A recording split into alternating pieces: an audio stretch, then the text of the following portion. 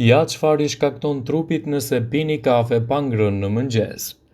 Kafe e fortë pas një gjumi të dobët është ajo për të cilën shumë njerëz kanë nevojë në mëngjes, por një studim i ri sugjeron se mund të jetë më mirë se sa ta hani diçka më parë. CNN citon se, sipas studimit, pirja e kafes përpara se ta hani diçka mund të ketë efekte negative në kontrollin e nivelit të sheqerit në gjak, një faktor rreziku për diabetin dhe sëmundjen në zemër. Ne e dimë që gati gjysma prej nesh do të zgjohen në mëngjes dhe para se të bëjnë ndonjë gjë tjetër, do të pinë një kafe. Në mënyrë intuitive, sa më shumë të lodhur të ndiheni, aq më të fortë mund të jetë ndikimi i kafes, citon profesori James Betts, profesor dhe bashkëdrejtori i Qendrës së Ushqyerjes.